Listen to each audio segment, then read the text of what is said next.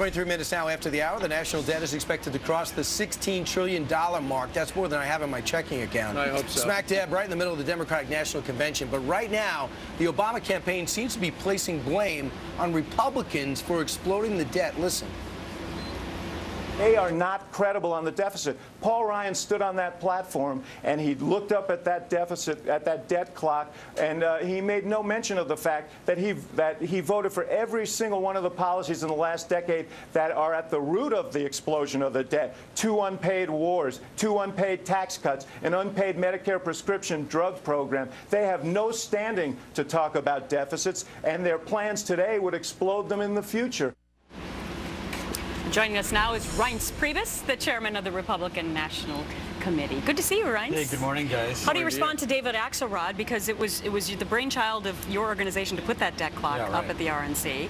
How do you respond? Well, I mean, first of all, I don't think anyone said there isn't plenty of blame to go around, but the fact of the matter is that the president put the debt on steroids. I mean, he, in 3.5 years, grew the debt by 51%. So clearly the Republican Party, and quite frankly, if anyone has standing to talk about it, it's Paul Ryan, because he's the one that put, in spite of political peril, a budget on the table that actually tackled the 10-year debt window, which the president ignored. The problem the president has is that he's seen as a hypocrite on the issue. He doesn't seem credible because he's the one that promised to carpet the world.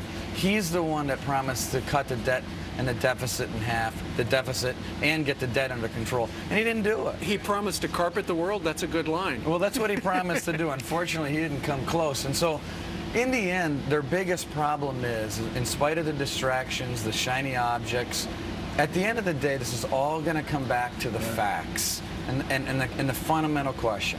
Are you better off today than you were 3 or 4 years ago? That's their biggest problem and vulnerability, because the answer is no, we're not better off. Yeah, but it seems that they have an answer for that. As we've just seen from this morning and on the Sunday talk shows, they're going to blame Bush. Well, they're going to blame Bush, but the problem is that when presidents run, they have to, for re-election, they have to account for their record, and they also have to account for the future.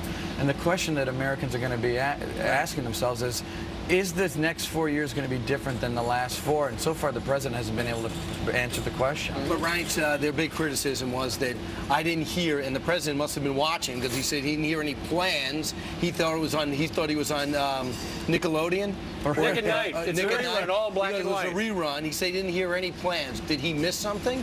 Well, first of all, of course he missed something, because, you know, one of the fundamental plans of Mitt Romney is that to take spending, which is about 25 cents on every dollar made in America today, is used to run the federal government. He wants to take the 25 cents down to 20, back to where it's been for decades and decades and decades. Then he said he wanted to do small business tax cuts from 35% down to 25%. He talked about a 20% tax cut across the board for all Americans. Talked about regulation reform, talking about simplifying the tax code. But the problem that the president has here is that if people think that you're stuck in neutral and can't get the car in the first gear, what makes you think that it's going to be any different over the next 4 years? I mean, that's his fundamental problem. We appreciate you adapting your vernacular to the NASCAR Hall of Fame. Must have been subliminal, because I didn't put it together. But David Axelrod said yesterday that, you know, Mitt Romney's got no plan. The president does. Here's Mr. Axelrod. We also need to take steps to grow the economy in the long run. And the question is, do we do that by cutting taxes for the wealthy, or do we pay down our deficit and invest in things like education and training, research and development and innovation, clean energy technology, infrastructure, the things we know we need to grow the economy? The president has a balanced plan for the long term as well as a plan for the short term. Governor Romney has neither. Well, let's see if people actually buy that.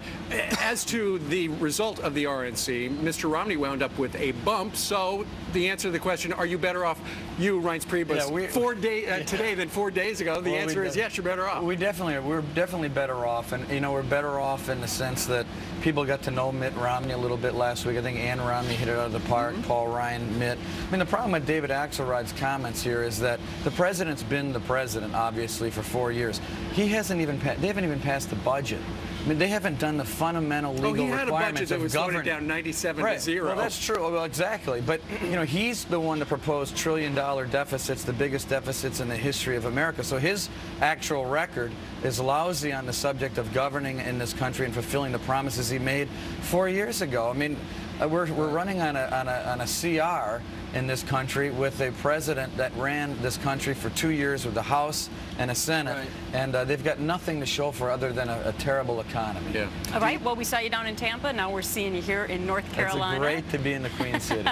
It is a gorgeous city. Nice folks. Good to catch up with you again. Thank you, Thanks, guys. Reince. Thank you, Reince. All right, straight ahead on the rundown, the most powerful person in the White House, Valerie Jarrett. Coming up, a revealing look at just how much influence she has over President Obama. She's probably more powerful than Joe Biden. Then, to the side of the subprime mortgage meltdown, you have not heard